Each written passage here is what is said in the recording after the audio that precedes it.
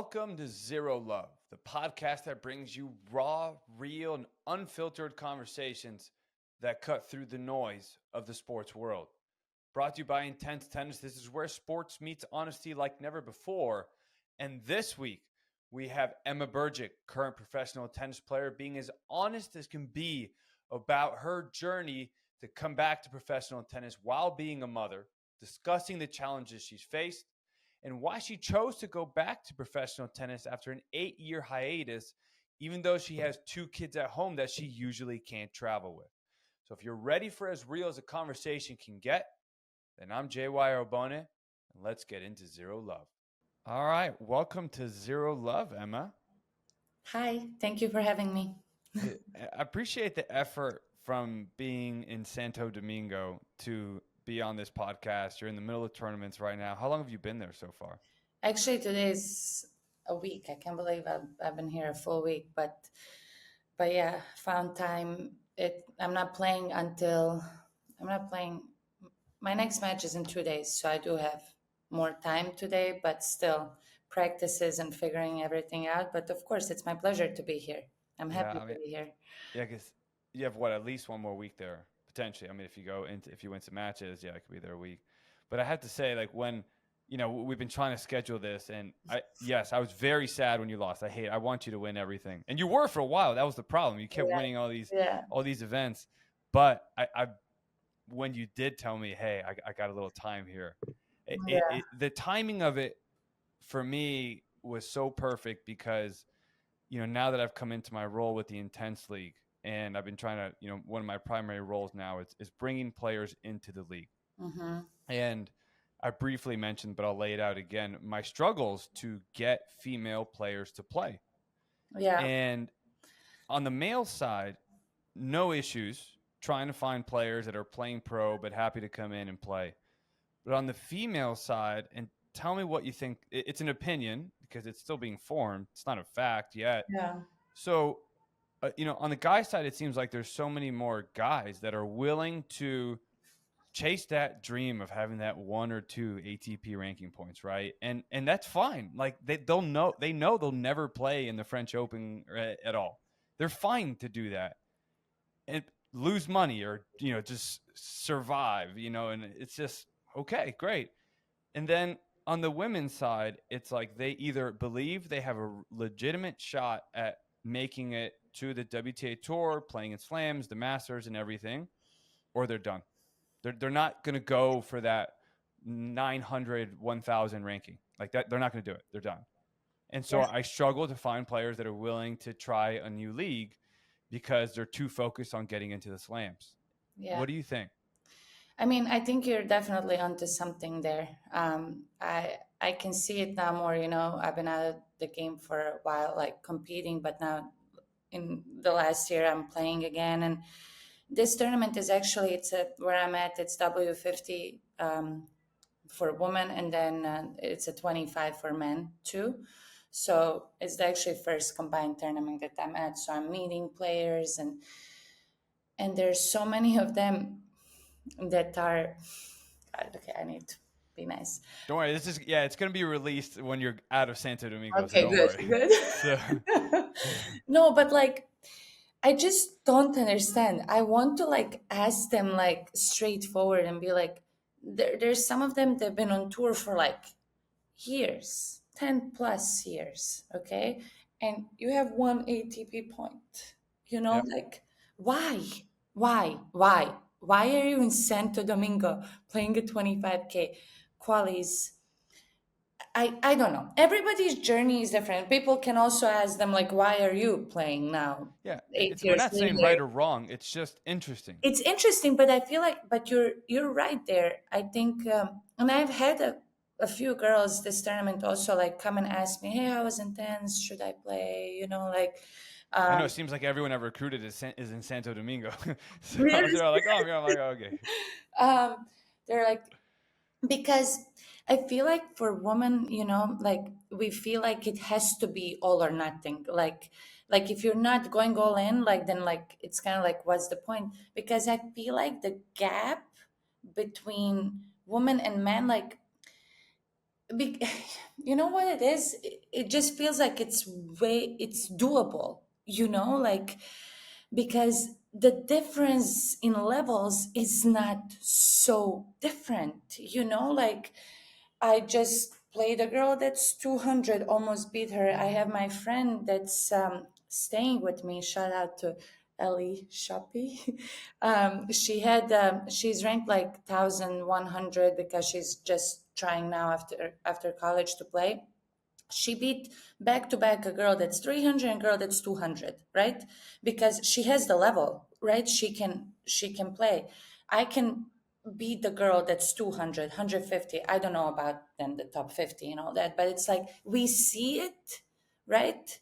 That it's so close, so you're like, you want to give it all in, like you don't want to do all the other stuff when you can go and get points here or get, something. So I think for girls, I wouldn't say it's definitely easier than for guys, and guys see, like, I don't know if the level of tennis or what it is, but I also think that there's so much like more value in the journey itself, like I think we need to like kind of like create more space and support, like also for women, like, and girls, to understand there's also different paths, that all these other things like playing an intense match, like it adds value and it helps their career, instead of just chasing points every week. And like, I don't know, you test yourself, you put yourself in different positions. It may, in my opinion, I think it's a good way to explore more. But I feel like a lot of girls don't understand that and will not agree. Like, Yeah. I feel like maybe the messaging just needs to change a bit, that all these like different paths and different ways are also, they're all valid, but it's tough, I it's do think the belief factor is actually very interesting, and I think you're more than likely correct there because I've seen, and I'm sure you've seen it too. I've seen a lot of guys saying they're playing professional tennis, and you go watch them train, and you go watch them throughout their day, and you're like, you're trying to be a professional. What are you doing? Like you're not even trying at practice. Bad attitude. You don't try in fitness. You're like, what are you doing? But anytime I've come across a female saying I'm playing pro, she's training hard, she's working hard. Maybe she doesn't have the level and she's not going to get to where she thinks she can, but she is. I've never seen a girl like not trying. Where I'm like, what are you doing with your life? Like, you're wasting your time. I see that so much more with guys. interesting. Yeah, yeah, I don't know.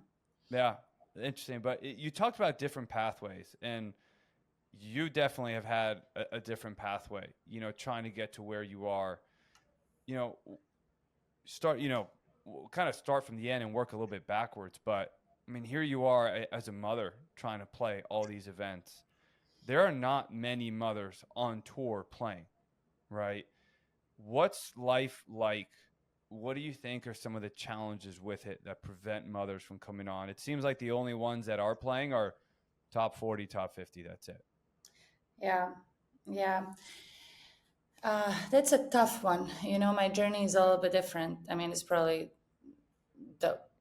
I think I don't know anybody else with this journey on tour Yeah. That's currently. why you're here. That's why we want to hear it.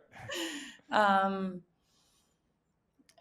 it's honestly, it's wild. It's beautiful, but wild. For me, this comeback and what I'm doing, it's very personal. So I feel like I just owe it to myself. It's something that I gave up on early in my life, and a lot of moms, a lot of women do that to to settle for a family life, to have kids. And tennis is a little more specific, right? Because it's like all these girls are coming back now and they're playing, like Svitolina, Bencic, Osaka, Azarenka. They all have like full support, full support financially. I mean, in every way, and it's still really tough. it's tough as a mother to do it, because I mean, for me, it's way different because I don't have that. I don't have that full financial support. My kids cannot travel with me. I'm sacrificing so much. I went through a divorce. There's so much that, like, sometimes I even ask myself, like, how am I even doing it? But if we spoke a year ago, it would be a different story. Now I'm good. There's this like constant like push and pull, like, wanting to give everything to your kids, but also chase this dream that still like burns inside of you, like that. I don't want to ask myself when I'm 50, like, what if I tried when I was 30, but then I'm sacrificing and giving up time with my kids. So does that make me a bad mom? Like, then it's like I had to go through a lot of work, inner work with myself to decide like what it is actually. Like, I lived all these years questioning myself, what if I kept going? What if I kept going? And I know that I wasn't the best mom to my kids, because I was dealing with depression. I was dealing with a lot of like mental issues, where like now for the last like year and a half, like I I've been off of all the medication and everything, and I'm at so much more peace, and I'm better to everybody around me, right? But is it tough? Yeah, it's tough. It's really tough.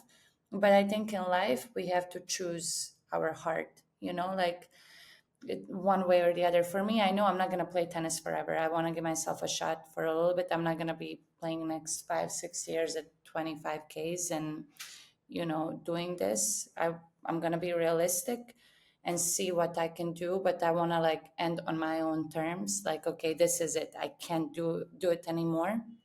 Like, but also in a weird way, like, um, motherhood like has made me also a better competitor. Like, I'm more focused, I'm more intentional with my time on and off the court. I'm tougher mentally. I see things differently. It's just like I want my boys also to grow up and see that their mom, like, went for her dreams with her whole heart while still trying to do the best job being a mom. Okay, on another note, my ex-husband is a really good father, right? So like, I'm not leaving my kids at home worrying what's going on, if they're taken care of. He's a great dad. He takes really, really good care of them. So we FaceTime every day for like an hour every day. It's tough to FaceTime with a 3-year-old and 5-year-old. And honestly, I feel like it's harder for me than it is for them, because I miss them so much and I feel that guilt while they're having a blast, and they're like, Mom, where are you now? Show me. So I'm showing them they're good.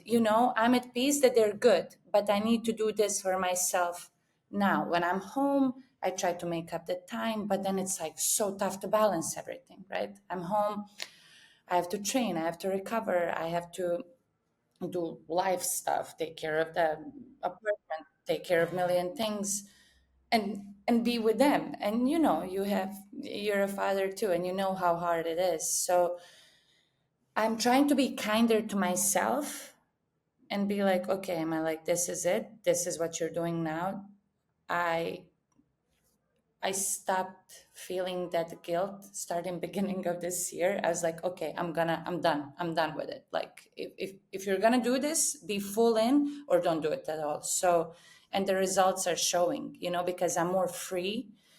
I am playing better. I'm more free on the court, and but it's a lot of like constant work, like, and you know even this tournament, like, I lost 2 days ago. I'm like, "Ugh, I have 3 days now in between the tournament. I'm in DR. It's like only like a 2-hour flight. I could go back home, but then like if I went back home to see my boys for 2 days, I would travel, like I would not be able to recover properly. I would come back here Saturday night, play Sunday morning qualies of the next tournament. So like I had to, but like I would have 2 days with my boys. I would not rest. Like it's a 3 and a 5-year-old. I would not rest. So I had to make that decision. And it's like constantly every week it's making those decisions. What's best for my tennis and what's best for me as a mom. And I spoke to somebody here the other day too. They're like, yeah, I don't know how you do it because for moms it's harder than for dads. You do have dads that are traveling and playing. I have my best friend is she's the wife of Marcelo Arevalo, the number one doubles player. Yep. So we always talk about this, how much she's sacrificing as a wife, like, and he is never there. He's traveling all the time. She's taking care of two little kids and three dogs, and then she tries to travel, but it's tough. For my boys, I want stability for them. They get the stability at home. I'm not dragging them around to tournaments with me, but it's tough, but I'm gonna do it. I'm in it. I'm not gonna give up now and be like, oh, it was too hard, and then I'm gonna regret that I didn't try. I'm there for them when I'm home. Um, I'm always talking to them. I know I'm not gonna play forever, and I'll go back and be there for them every day, but this is something that I need to do for myself now, and that's it. Yeah, uh, thinking a lot about what you said.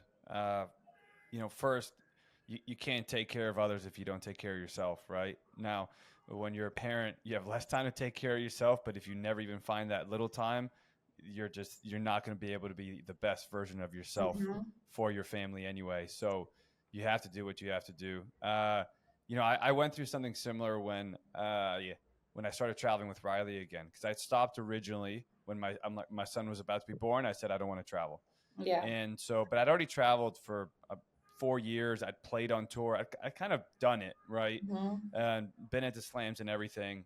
And then 2 years later, when we started up again, I'm like, okay, like it was a lot of push and pull. Like, do I do it? Do I not? Okay, I did it. And then, but for me, the difference was like, I really struggled like on those off days. But for me, like I'd already kind of done it. Like for me, it was a different journey trying to help him get back his career. But I'm like, I've been at all these tournaments. I've been here before. I'm not going to get this time again with my son. I haven't had these moments with my son, and so I couldn't overcome it. And I actually thought it was affecting my abilities as a coach.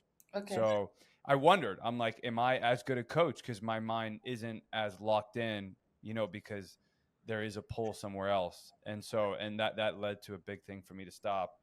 And I will say, I do think it's also very different for mothers than it is for dads that are playing, because in Marcelo's example, and this isn't to say anything bad about Marcelo, it's just the situation's different.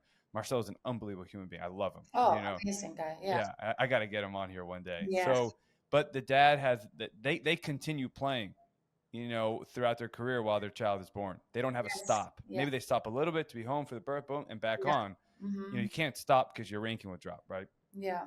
But the woman has to stop, and she Hmm. has to be, it is insanely difficult to get back in shape as a woman. Just forget to be just fit, just get the weight back off, be able to walk around, run, and then to be a professional athlete, it takes so long. So to restart, it is a much bigger commitment that for a woman than it is for a man. So for sure. I mean, it definitely is. I mean, but you see, like, all these girls are doing it, right? Like, Well, which ones, right? The ones Burgic, that but she can. She has. This is the difference, right? I think. exactly. Like, tell me, because you're there. This is your situation. My thought has been, she has the finances to travel with her child and her Yes. husband and Yes. bring her. She doesn't Yes. miss 9 months at home. Exactly. I agree. That's why, like, this journey here that I'm doing, like the costs. the, the logistics, the mental load, it's a lot, it's really, unless you have like a full support like they do, serious financial backing, it's really tough. But like, I mean, I don't know. I don't, I, people ask me, how do I do it? I'm like, I am good for like next 2, 3 months, let's say financially. And then I don't know in 2, 3 months if I'm going to be able to keep going. And it's a fact, like that's why I do all my stuff. That's why I have my brand. That's how I'm making money. What I just spent a week here. I had 4 really tough matches against really tough opponents. I made $235. Okay. 235. Well, When I saw the check, because they took also like 30% tax.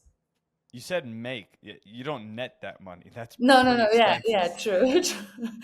Um, and it's like I just looked at it, I just laughed. Like this is so, I mean, sad and funny. ITF, honestly, that's why I'm doing my podcast too, and I'm talking so much to players and everything. They make it almost impossible to make it. Like you have to be really, really insanely good to keep winning week in, week out, which is like really tough and not really sustainable. And to with money, with points, and I made 3 points. It's a 50K, and I played against players that are really good. Okay, like, and I got 3 points and $235.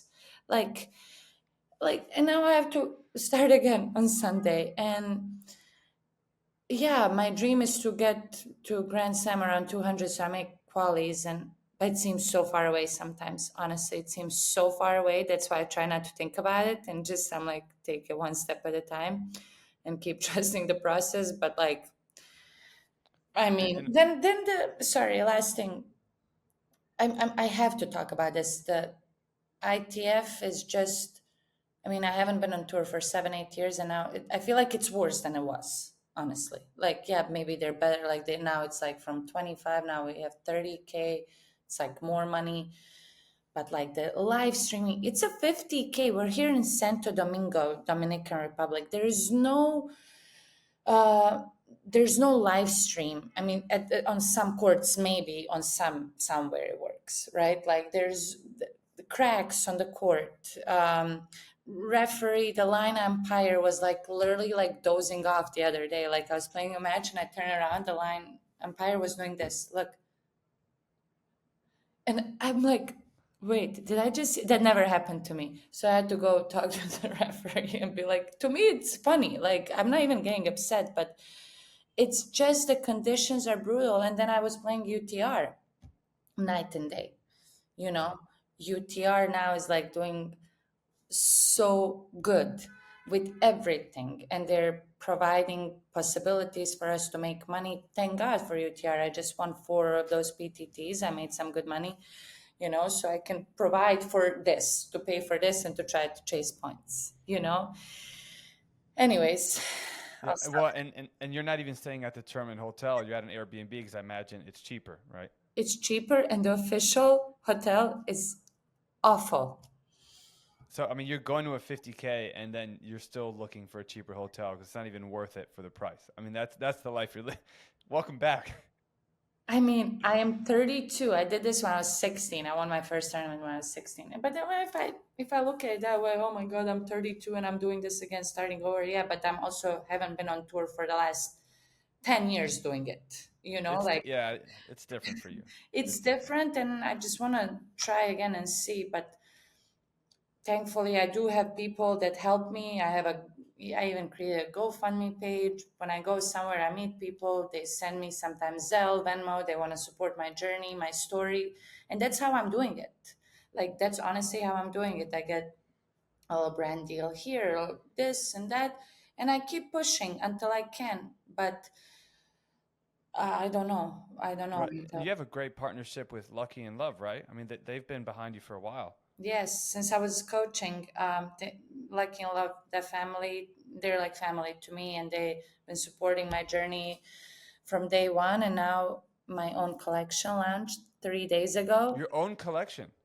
Yeah, you don't know? You didn't see on Instagram? Well, I saw it, but I didn't know it was your own collection because My I'm own so busy. collection. Look at this. Wait. I look at everything on mute, so that's why I'm like, oh, cool, Lucky and Love post. So No, I no, no, didn't no, listen to no. it. It's my own collection. Look, this is a tag of one shirt. Oh my gosh, that's And this, amazing. I designed it all. This is one of the shirts. And here, look, it says embrace time. So every piece of clothing of my collection has a saying. Like this one has embrace time, one dress has trust yourself, one skirt has go for it. So, like, is these little words, these little sayings that are helping me on my journey, to remind myself, to trust myself, to embrace time, to keep putting in the work. Like the little things like that, I wanted to make it a little different and like to inspire others that it's never too late to go after what you want and to go for your dreams, not to be scared, just to go for it. So to me, this was a huge deal that I launched my own collection and I got to design things and they supported everything. And it's also for little girls. There's a dress that says here, let your dreams be your wings. Oh my gosh, that's So awesome. I'm like so excited. There's so much going on. I've been putting in so much work on and off the court, and now I finally am seeing some results. Then things are happening off the court as well. When you're really like locked in, I mean, I gave up a lot and I sacrificed a lot, and I've been through a lot. I suffered so much on Instagram. You only see a nice side. Oh, look at her cute outfit and look at her collection. But like, I'm trying now more in my posts and my stories to open up more of actually what I'm going through and then what I've been through.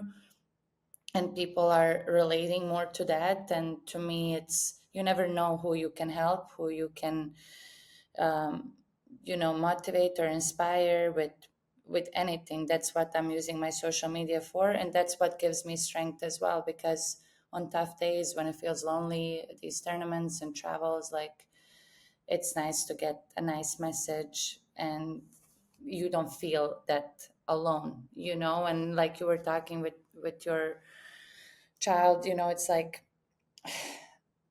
it's tough once I start thinking about it. It's tough, but that's why I'm trying to keep myself busy with so many things, so I don't have time to be sad and think about my kids, Yeah. and how much I miss them. So, how long did it take to put this line of clothing together? Because you almost already have so much on your plate. almost a year.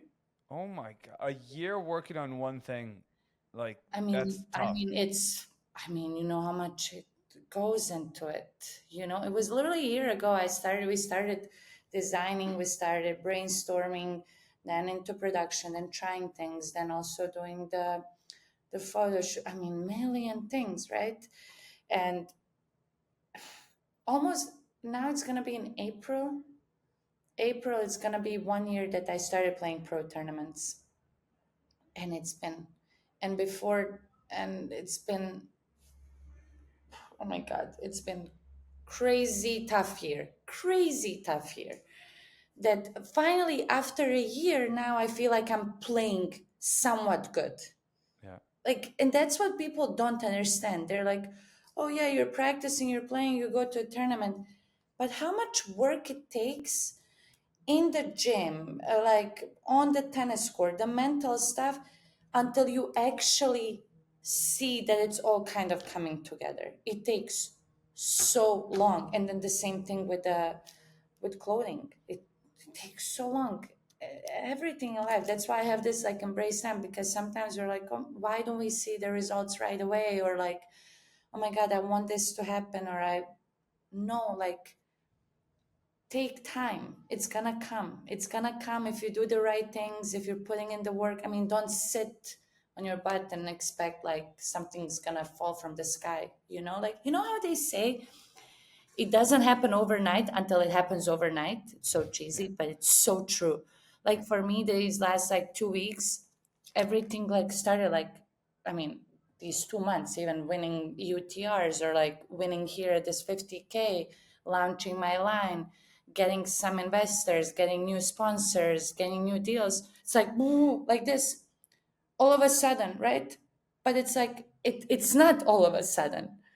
I've been doing so much, and I feel like, and somebody told me, Emma, don't talk about it. I'm like, why not?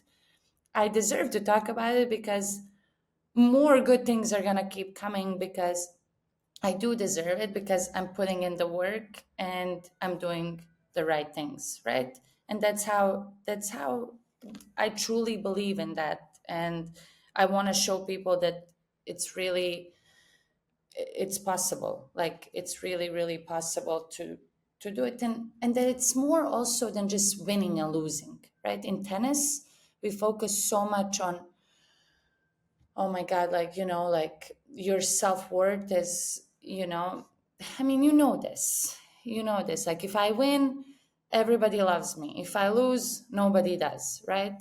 But it's about the journey, and doing it for the right reasons, instead of doing it for like a validation that you're good enough, or that, you know doing it for yourself at the end of the day. And you knowing with yourself that you gave it all. And that's at least for me. I don't know how it is. No, I think it's for everybody. And, we had this saying, which was a short term saying, but, you know, we would be working on stuff. And like you said, things just take time and you don't know when it's going to happen. And the losses are piling up. And we just knew, like, we're doing the right things. Like, it's just a matter of time. We just need to Yes. win. Winning solves everything. But the work has been done for months, but we just need that win to like validate it. But like that's an unhealthy mindset over the long term, to where, okay, I win, now all the work is worth it. It's like, no. And this is the one thing I've really found. It's been interesting, at least for me. Okay. I was talking about it with Matt Manassi before, where he had said like, oh, I wasn't as good a tennis player as you. He said to me, but for me, like, I mean, for me, I failed as a tennis player. My goal was be financially successful, make it to main draw of a Grand Slam. That was my Yeah. goal. So for me to get to 450 in the world might be nice for some people, but I failed. And so I've failed in so many different things. Parts of my online business I tried to start, I had they failed. But the interesting thing I've found is that if you work extremely hard and people see the work you're doing, something good is going to come from it somewhere. The frustrating part is you don't know when, you don't know from where. It might not be what you think you want, Yeah. and you cannot control when it comes. And Yeah. that is so scary Yes. because we want to know when we're getting what we want. Yes. And I've said that to a lot of kids now. They're like, "Oh, like I'm not winning." I'm like, "Put in the work, something is going to happen." But it usually never happens when we want it the most. Yes. Yes. And it's so true. Could not agree with that more. But it's like, how do you explain that to a teenager? You can't. You can't. They have to. You tell them. You have to try to tell them, but Yes. like you Yeah. can't expect them to believe you, Yes. right? Yeah. They're like, but why? I'm putting in all this work. Why I didn't win this tournament? I'm bad. I'm not good enough. Or But that's the balance, right? Because what would make you go all in with your effort, focus, intensity is because there's a belief within you that you can do it now. And if you just Mhm. make that extra effort, you might get it. So if you try to tell them like, "Oh, don't worry, like don't worry about the loss," some people might relax too much and not train as focused. They'll train hard, but without that extra intensity, right? That little extra edge that gets someone from good to great. Mm. Finding the balance between being all in the moment, like you think you can win that match now, and then not or make that forehand, make that back, and not accomplishing it, and then because you experience complete heartbreak Yeah. because you had all the hope in the world, you Yeah. thought you could do it. Yeah. That's hard. I mean, it's the hardest thing I think for teenagers and even young adult tennis players to balance. No, it's so tough. But I feel like the only way is to live through it and learn, right? And but my dad always told me, like, like exactly what you said, and that's what I live by. It's like, any hard work that you put in, it's gonna pay off one way or the other. Like it doesn't matter. It might not be for me now. Everything that I'm doing, yeah, I want to make it, like you said, and be make it to qualies at least of Grand Slams. But it's like if I don't do it, I don't want to be disappointed in myself that I didn't. And also, if I do it, I don't want to be miserable doing it. Does it make sense? Like, I want to Yep. enjoy this journey that I'm doing, no matter the outcome, right? And it's so much easier said than done, but you're like, oh, well, some people might not agree, but it's like, I want to be happy and at peace and know I'm doing it all and I've done it all. And whatever happens, happens. It's out of my control. It's really like there's some things that are in my control, yes, but so many other things are not in my control. And it's tough. And like you said, it's scary, but I wonder, because you mentioned how you just kind of have to go through it, right? You can talk about it, but you kind of have to experience. mhm. Try to put yourself in this situation when you were, young junior tennis player, you were dominating, you were one of the best in the world, and someone would have told you then, like, hey, you're gonna get injured, you're gonna miss a lot of time. Hey, you're gonna come back, you're gonna go to college, doing well, you're gonna get injured again. Hey, like all this, like what because you've had a lot of setbacks in so Yeah. many ways. Mm-hmm. In so many ways, so many ways. Now, when that, It's not like you were lazy and then just like, all right, because we've all heard those stories where like they were just lazy and now they're trying. Like, no, like you kept trying and then yeah, setback, trying, setback. yes, yeah. If somebody told me that's gonna happen when I was 15, I'll be like, nope, I'm not doing this. Yeah, you wouldn't believe him, and Yeah, no, but it was like that. 16, win a first pro tournament, go to Australian Open Juniors, surgery, 6 months out. Couldn't freaking serve after that. did you get to play that first round? Yeah, I did, and You played, yeah, I had really good the 2 weeks prior to the Australian Open, there's like there were like two, the junior tournaments right before, like big yeah. ones, and I made like semifinals in both. So I was like playing so well.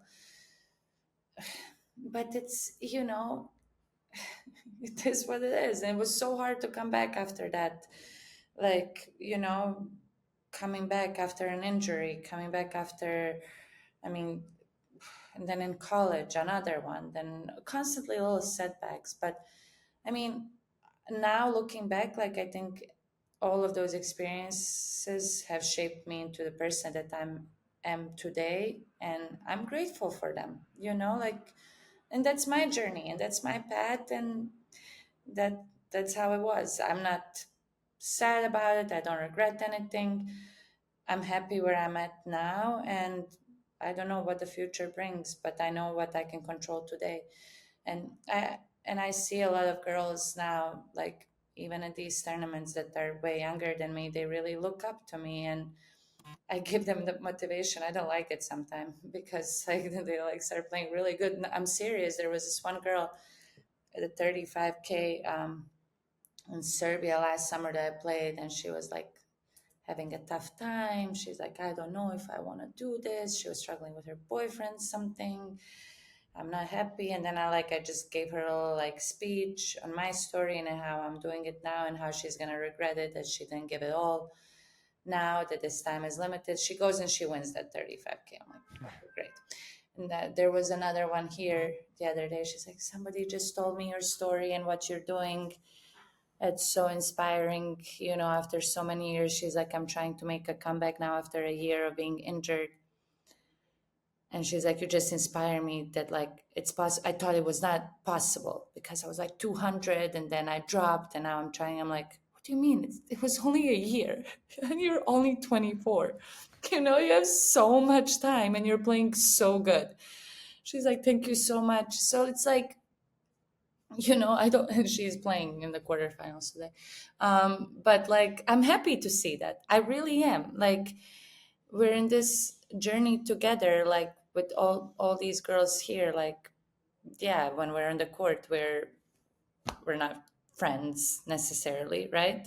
But to me, makes me happy and very fulfilled that I'm able to connect with these players and help them in one way or the other because I am older than 95% of them. Um, Sometimes I don't feel like it. They ask me if I'm going to college, people, when I'm like, thank you. But no, like there's everything in life is like is how you look at things. It's about the perspective. I can look at it this way, where I'm gonna be sad about it. Oh, I'm 32 and I'm leaving my kids and I'm 800 something in the world. What am I doing with my life? And be all depressed and sad about it. Or I can do it, look at it from a different way, different perspective. Um, it's just, I don't know. The bottom line is I'm very grateful I'm doing this. I'm grateful with the people that I'm connecting with,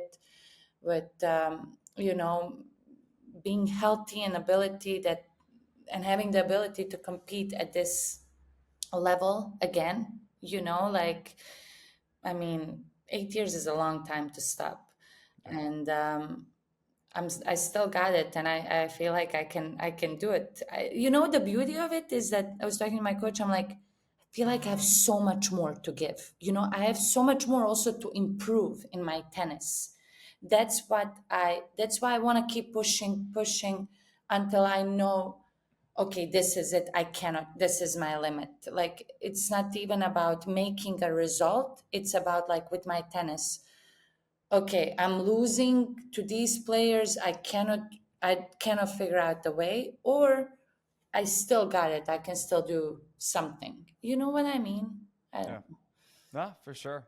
I love it. I mean, that's when you finally stop seeing that you can improve. That's the day that you're done, right? Exactly. Exactly. Because if not, you're like, well, what am I doing? I just hit my Exactly. peak. So, Exactly. yeah. Yeah. But look, I mean, usually, I've been trying to implement this last question to finish off, which is, what's been the most intense part of your journey? But I think we can't pick. We've talked enough about it, so I'm not going to ask that. I'm just going to say, really appreciate your time. You are inspiring in everything you're doing, and I think for a lot of these girls, they won't realize it until they become moms themselves, Yeah. and for the guys as well, until they become dads and really understand the actual sacrifice you're doing. So, thanks for everything you do. Wishing you all the best with your Lucky in Love. It's Lucky in Love, right? That's It's how it's like called. love. Yes. Yeah, so I can't wait to see it on the junior circuit. Seeing some girls wearing that, so I'll be Yeah. at an Easter Bowl. So that's why I was like, we got to get Oh, that stuff nice. there. Yes, we So will. We will. yeah, but good luck at this come in a couple days, and good luck with everything we'll be following. Thank you so much. Thanks for having me, and good luck also with everything. Thanks.